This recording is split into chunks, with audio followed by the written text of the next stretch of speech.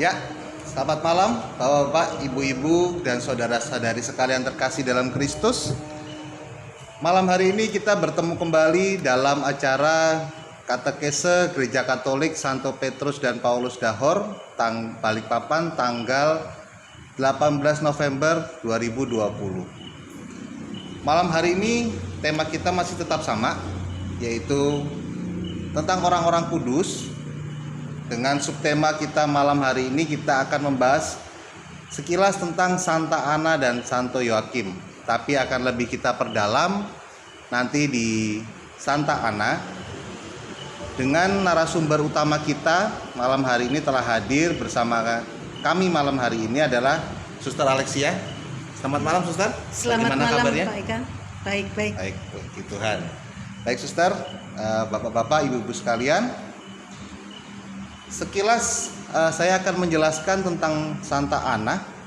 Menurut tradisi Katolik, Santa Ana ini adalah ibunda dari Bunda Maria, yang merupakan ibu dari Tuhan kita Yesus Kristus. Dan di dalam buku-buku yang digunakan oleh orang-orang Kristen pada abad kedua, Santa Ana sudah sangat terkenal. Santa Ana ini dihormati sebagai pelindung kaum ibu. Nah, menarik, pada malam hari ini kita akan mulai membahas, kita akan berbicara sedikit siapa sih sebenarnya Santa Ana ini, bagaimana kisahnya dan sejarahnya, dan nanti kita akan berdiskusi dengan Suster Alexia bagaimana tentang Santa Ana ini. Baik, Bapak-bapak, Ibu-ibu, dan saudara-saudari sekalian, sebelum kita memulai katekese kita malam hari ini, mari kita buka dulu, kita satukan hati kita kepada Tuhan dengan doa pembuka. Mari kita bersatu dalam doa. Dalam nama Bapa dan Putra dan Roh Kudus. Amin. Selamat malam Tuhan, terima kasih atas berkat-Mu, atas penyertaan-Mu, sehingga pada malam hari ini kami boleh berkumpul kembali di tempat ini, kami boleh kembali untuk mendalami iman kami. Teristimewa malam hari ini kami akan membahas mengenai Santa Ana. Bapa, kiranya Kau sendiri yang hadir dalam tempat ini Tuhan, sertai kami, curahi Roh Kudus-Mu kepada kami Tuhan, agar apa yang akan kami sampaikan, akan kami sharingkan malam hari ini adalah benar-benar dari Engkau sendiri, dan dapat menjadi penguat iman kami, dan dapat menjadi sumber kekuatan bagi kami. Terima kasih Bapa atas berkat-Mu. Amin. Dalam nama Bapa dan Putra dan Roh Kudus. Amin. Baik, Suster, tidak usah kita berlama-lama, Suster. Ya. Monggo, Suster. Mungkin saya akan sedikit menjelaskan, Suster, ya, tentang siapa sih Santa Ana ini. Karena kemarin kita berbicara diskusi cukup menarik, karena tidak ada banyak orang yang mungkin tahu, Suster, ya, Santa Ana itu, ya, Suster, ya. Ya, Bapak-bapak, Ibu-ibu, secara singkat, untuk Santa Ana ini tidak bisa dipisahkan dengan Santo Yoakim. Siapakah Santo Yoakim? Santo Yoakim itu adalah suami dari Santa Ana sendiri. Dan untuk peringatan Santa Ana ini setiap tahun kita peringati di tanggal 26 Juli. Ana dan Yoakim adalah orang tua kandung Santa Perawan Maria, Bunda Yesus Putra Allah. Keduanya dikenal sebagai keturunan Raja Daud yang setia menjalankan kewajiban-kewajiban agamanya, serta dengan ikhlas mengasihi dan mengabdi Allah dan sesamanya. Oleh karena itu, keduanya layak di hadapan Allah untuk turut serta dalam karya keselamatan Allah. Dalam buku-buku umat Kristen abad kedua, nama Ibu Ana sangat harum. Diceritakan bahwa sejak perkawinannya dengan Yoakim, Ana tak henti-hentinya mengharapkan karunia Tuhan berupa seorang anak. Namun cukup lama ia menantikan tibanya karunia Allah itu. Sangat boleh jadi bahwa Ana sesekali menganggap keadaan dirinya yang tak dapat menghasilkan keturunan sebagai hukuman, bahkan kutukan Allah atas dirinya, sebagaimana anggapan umum masyarakat Yahudi pada waktu itu. Karena itu diceritakan bahwa ia tak henti-hentinya tanpa putus asa berdoa kepada Allah agar kiranya kenyataan pahit itu ditarik Allah daripadanya. Setiap tahun, Anna bersama Yoakim suaminya berziarah ke Bait Allah Yerusalem untuk berdoa.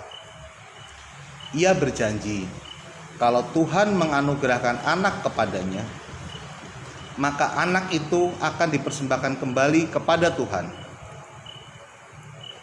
Syukurlah bahwa suatu hari malaikat Tuhan mengunjungi Anna yang sudah lanjut usia membawa warta gembira ini.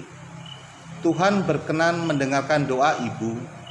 Ibu akan melahirkan seorang anak perempuan yang akan membawa sukacita besar bagi seluruh dunia. Dengan kegembiraan dan kebahagiaan yang besar, Anna menceritakan warta malaikat itu kepada Yoakim. Setelah genap waktunya, lahirlah seorang wanita yang manis. Bayi ini diberi nama Maryam, yang kelak akan memperkandungkan putra Allah, Yesus Kristus, Juru Selamat dunia. Baik, Suster. Iya. Menarik ini Santa Anna. Mungkin tidak banyak dari kita yang tahu, Suster. Saya sendiri pun kaget. Kenapa harus Santa Anna, Suster? Mungkin silahkan. Kenapa, Suster, harus Santa Anna tema kita malam hari ini? Ya, saya memilih Santa Anna karena Santa Anna ini sepertinya tidak dikenal seperti santo-santa yang lain. Lalu bahkan dalam Injil pun tidak ditulis di situ. Lalu yang tidak dikenal ini ternyata punya iman yang begitu dalam. Kenyataannya bisa melahirkan seorang putri yang cantik, manis, dan akhirnya menjadi ibu Tuhan kita Yesus Kristus. Ya. Berarti karena Santa Anna ini juga kudus. Kudus karena Santa Anna ini memiliki kebajikan yang begitu banyak. Selain itu juga dalam cobaan, dalam terpaan, dalam segala keprihatinannya yang menantikan seorang anak tidak dikaruniai tetapi tidak pernah putus asa. Santa Anna selalu memohon, berdoa terus-menerus tanpa menyerah. Lalu akhirnya Tuhan menjawab doanya itu. Lalu banyak juga mujizat-mujizat yang dikaruniakan oleh Tuhan kepada Santa Anna dan kita terima saat ini dalam kehidupan kita dengan kesalehan-kesalehannya. Dalam cobaan, dalam tantangan, tidak putus asa dan tidak menyerah. Kebajikannya masih banyak sekali yang dibuat dengan menerima yang saat itu anggapan orang Yahudi tidak punya anak karena kutukan dari Allah. Tetapi Santa Anna dengan setia dan tanggung jawab yang besar tetap menjalankan keagamaannya, pergi ke Bait Allah di Yerusalem dengan berdoa sungguh-sungguh bersama suaminya. Itu Mas Eka. Berarti bisa dibilang sebenarnya kalau kita lihat di kitab suci tidak pernah dijelaskan, Suster, ya, Santa Anna, Santo Yoakim mungkin dari rasul-rasul ini ada silsilahnya, Suster, ya. Iya. Tapi untuk Santa Anna dan Santo Yoakim ini seperti tidak ada, Suster, ya. Iya. Tidak ada, tetapi kemarin saya mencoba merenungkan ketika Mas Eka minta Santa Anna ini, lalu saya melihat cocok sekali dengan Injil Matius bab 13 ayat 16 sampai 17 itu. Yes. Yaitu barang siapa punya telinga hendaklah untuk mendengar, barang siapa punya mata untuk melihat dan sebagainya. Santa Anna saya rasa mendengarkan bisikan Tuhan dengan iman yang kuat itu. Santa Anna bisa melihat kehadiran Tuhan dalam hidupnya sehingga percaya penuh. Akhirnya malaikat datang kepada Santa Anna untuk memberitahu bahwa ibu, doamu didengarkan oleh Tuhan. Ibu akan melahirkan seorang putri yang manis yang membawa sukacita bagi dunia. Itu Mas Eka. Berarti bisa dibilang Santa Anna ini memang sudah bisa dibilang ditakdirkan kudus dari awal, Suster, ya. Berarti tidak melewati, kalau kita kenal itu kan ada proses kanonisasi dan lain-lain, Suster, ya. Iya. Berarti Santa Anna ini bisa dibilang ya memang sudah ditakdirkan Tuhan, otomatis akan menjadi kudus, atau seperti apa, Suster, ya? Ya, saya rasa dalam cerita-cerita yang singkat itu ditakdirkan begitu karena tidak dituliskan Beato, Yoakim, tidak ditulis di Iya, cerita-cerita betul, itu. betul, betul. Jadi memang sungguh-sungguh sudah dipilih oleh Tuhan untuk melahirkan seorang yang kudus pula. Karena Maria juga dikandung tanpa noda ya. Betul. Jadi seperti itu. Kalau ibunya kudus pasti anaknya juga kudus itu. Berarti memang Santa Ana ini tidak bisa dipisahkan dari Santo Yoakim suaminya, Suster ya. Iya. Berarti memang kalau kita bicara Santa Ana ini di sini saya juga sempat membaca, Suster. Di sini ada pelindung tukang kayu, anak yatim piatu, kakek dan nenek, para ibu. Cukup menarik, Suster. Iya. Apa hubungannya, Suster, dengan kenapa kok harus ada pelindung kakek dan nenek? Ya, Santa Ana dan Santo Yoakim itu menjadi pelindung kakek dan nenek. Santa Ana menjadi pelindung para ibu yang mengurus rumah tangga, terlebih ibu-ibu yang hamil. Lalu Santo Yoakim menjadi pelindung para ayah. Itu karena saya rasa bahwa kita dalam keluarga ini, dalam komunitas pun juga perlu mencontoh kehidupan Santa Ana dan Santo Yoakim ini. Iya, Suster. Berarti memang Santa Ana dan Santo Yoakim ini istimewa, Suster ya. Bisa Iya. dibilang seperti itu ya. Istimewa dalam iman kita. Dalam iman kita ya. Tetapi menarik tadi. Justru karena istimewanya tidak banyak orang yang tahu, Suster ya. Iya. Santa Ana, Santo Yoakim. Bahkan saya pun waktu kita diskusi kemarin, Suster, Santa Ana. Oke. Maksud saya coba mencari siapa sih Santa Ana, siapa sih Santo Yoakim. Itu tidak banyak literasi, tidak banyak sumber yang bisa didapatkan, Suster. Terutama dari kitab suci pun tidak banyak. Rata-rata hanya bercerita mengenai dari mulut ke mulut, dan itu mungkin hanya sejarah, Suster, yang bisa dibilang seperti itu ya. Tapi memang luar biasa bisa mengandung seorang Bunda Maria, perawan yang tersuci. Iya. Benar, Suster ya. Baik, Suster. Menurut Suster Alexia sendiri, dari Santa Ana ini, Suster, ada nggak, Suster, pengalaman iman atau mungkin ada satu kejadian yang benar-benar Suster rasakan atau alami berkat adanya melakukan bantuan novena Santa Ana itu, Suster?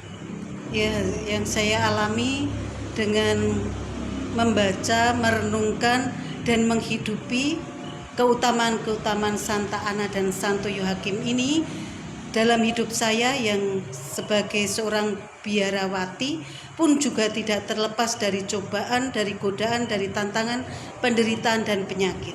Saya belajar dari penderitaan yang saya alami, penyakit-penyakit yang saya alami, cobaan-cobaan yang saya alami, karena saya juga tidak akan selalu mulus, juga jatuh dan bangun. Ketika saya jatuh, saya berani bangkit kembali. Lalu saya tidak memberontak ketika saya berhadapan dengan penyakit, dengan cobaan, dengan kesulitan, dengan tantangan. Itu saya tidak memberontak, tetapi saya berpasrah dan lebih tekun berdoa. Ternyata itulah yang saya alami sebagai pemurnian bagi diri saya. Saya sebagai seorang yang dipanggil oleh Tuhan, kenapa saya tidak menghidupi keutamaan Santa Ana dan Santo Yoakim yang terus-menerus berdoa, tidak pernah putus asa dalam menghadapi cobaan dan penderitaan ini. Lalu saya dalam hidup saya saya merasakan bahwa semuanya itu Tuhan memberikan kepada saya supaya saya menjadi murni dan akhirnya saya bisa bertumbuh dalam kasih. Kalau saya memberontak, saya akan menjadi berat dan langkah saya tersiok-siok. Dan ketika saya tersiok-siok pun saya tetap berani bangkit karena saya yakin bahwa Allah beserta saya. Allah beserta kita. Berarti memang itu pengalaman iman yang pernah Suster rasakan, Suster ya. Iya. Memang dengan adanya Santa Ana ini memang kita diajak untuk lebih bertekun dalam doa, benar, Suster ya. Ya. Lalu, Suster, tadi ini Santa Ana ini saya ada sedikit melihat, Suster. Beliau ini diceritakan cukup erat dalam kisah perjanjian lama. Ibu Samuel, Ibu Ana dihormati sebagai pelindung kaum ibu, khususnya yang sedang hamil dan sibuk mengurus keluarganya. Nah, bahkan di Yunani didirikan sebuah basilik khusus di Konstantinopel pada tahun 550 untuk menghormati Ibu Ana, dan di kalangan gereja barat Paus Gregorius menggalakkan penghormatan kepada Ibu Ana di seluruh gereja pada tahun 1584. Nah, suster, pertanyaan saya seperti ini. Kenapa gereja Katolik tidak memberikan satu penghormatan khusus kepada Santa Ana, suster? Saya rasa Gereja Katolik memberikan penghormatan khusus kepada Santa Ana sejak Santo Paus Gregorius ke-13 tahun 1572 sampai 1585 itu. Jadi di situ Paus Gregorius ke-13 itu mengajak seluruh gereja menghormati Santa Ana dan Santo Yoakim ini. Maka ditulis dalam kalender liturgi tanggal 26 Juli peringatan khusus untuk Santa Ana dan Santo Yoakim itu. Oh, berarti jadi satu, suster ya, Iya. tanggal 26 Juli itu, suster Iya. ya? Oh, begitu. Berarti malam hari ini kita membahasnya ada dua, berarti, suster ya? Santa Ana dan Santo Yoakim. Iya. Suster. Baik, suster, terima kasih. Berarti kalau bisa dibilang memang gereja Katolik secara khusus itu sudah memberikan satu penghormatan pesta ulang tahunnya di tanggal 26 Juli, suster ya? Iya. Nah, terus begini, suster, di dalam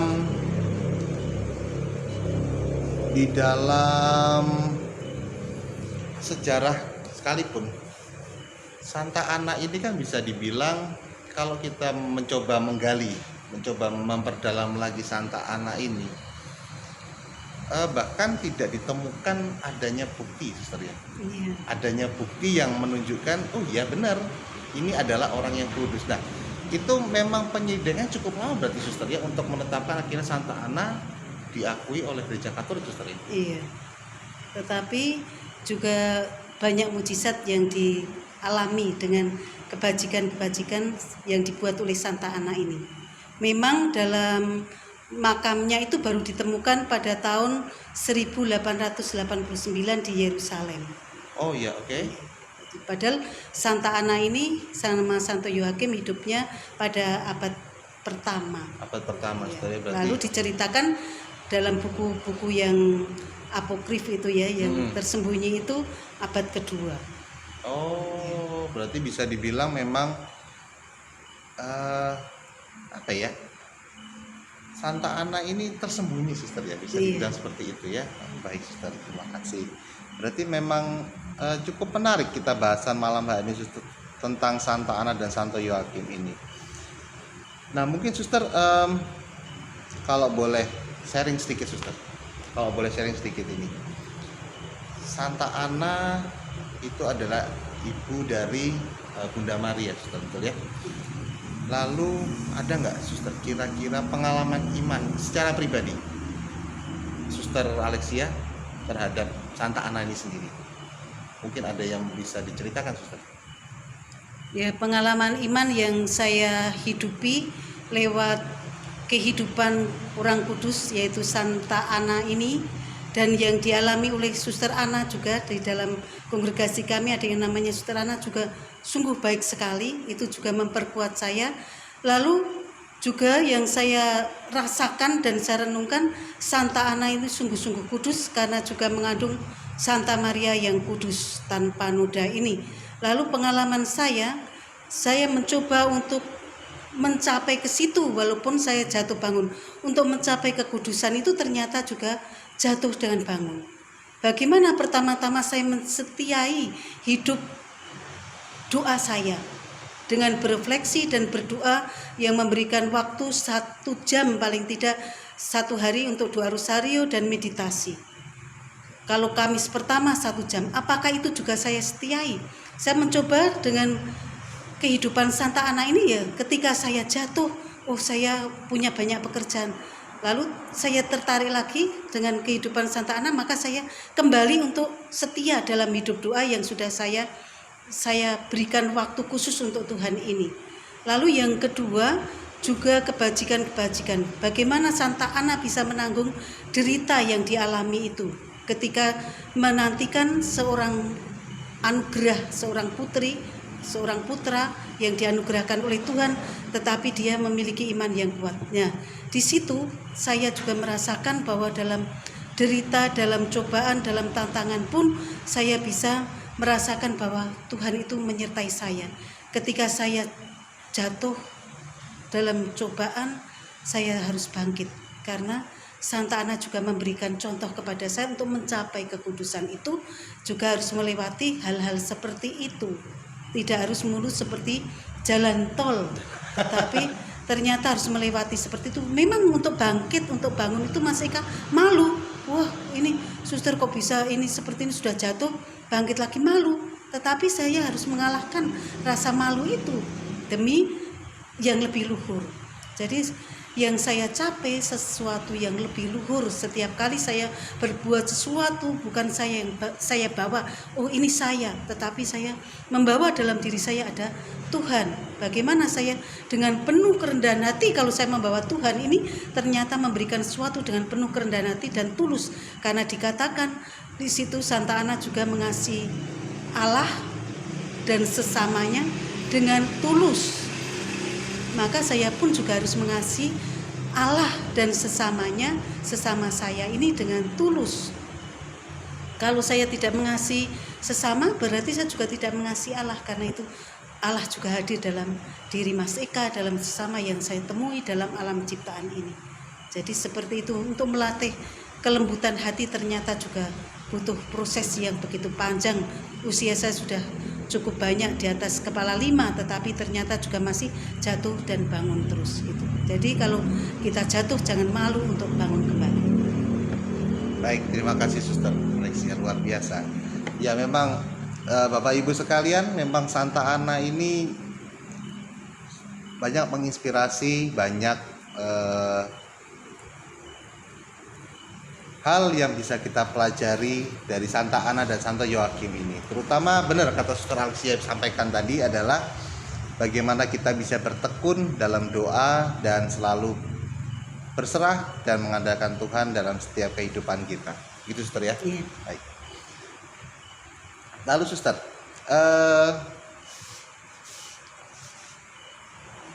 ada nggak Suster kira-kira untuk bagaimana sehari-harinya kita nih umat biasa, bagaimana bisa menghidupi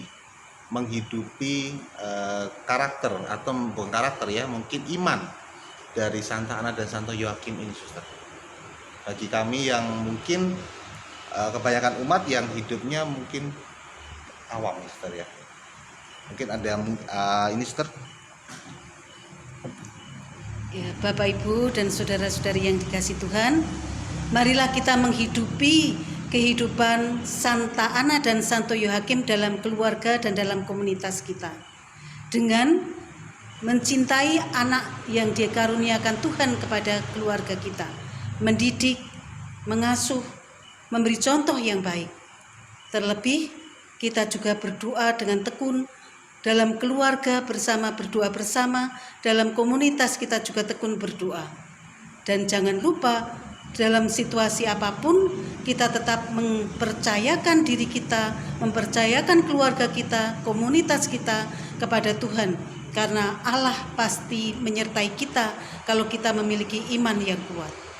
Maka ketika kita jatuh, jangan malu untuk bangkit kembali.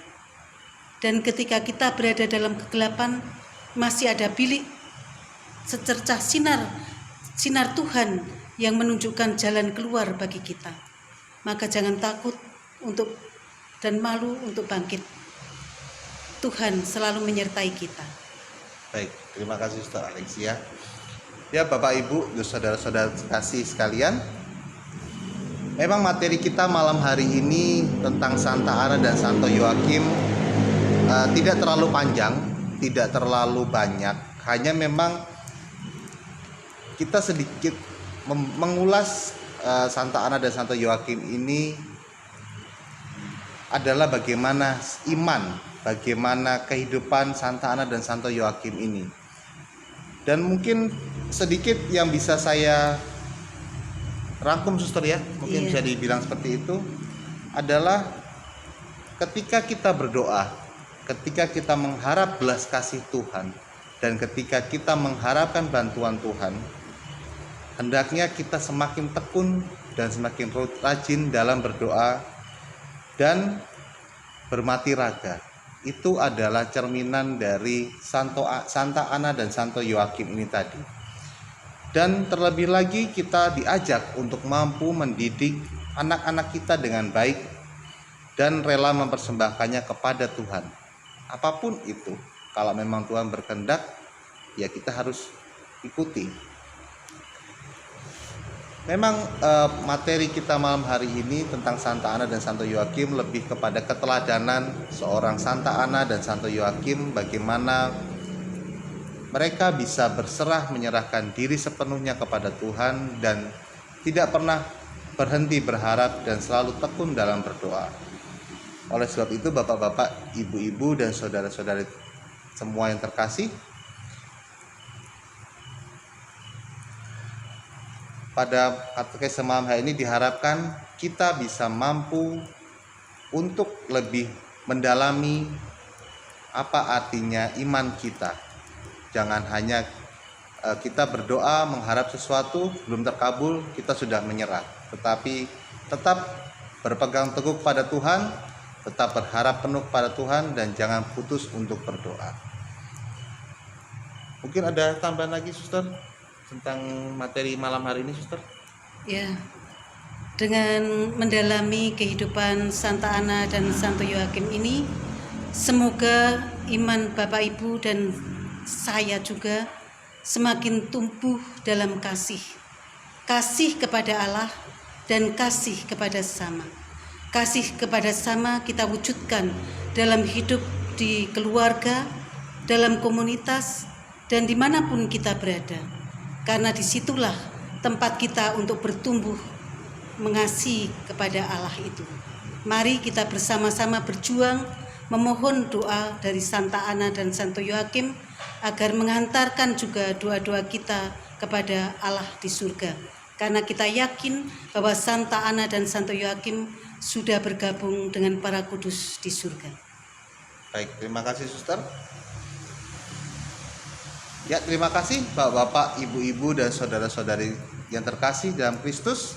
Katekese kita malam hari ini tentang Santa Ana dan Santo Yoakim telah selesai.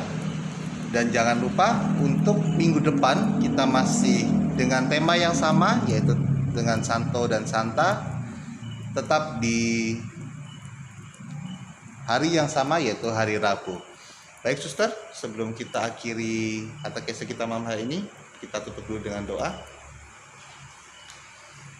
Mari kita satu dalam doa, dalam nama Bapa dan Putra dan Roh Kudus. Amin. Bapa yang Maha Baik, terima kasih untuk kesempatan malam hari ini.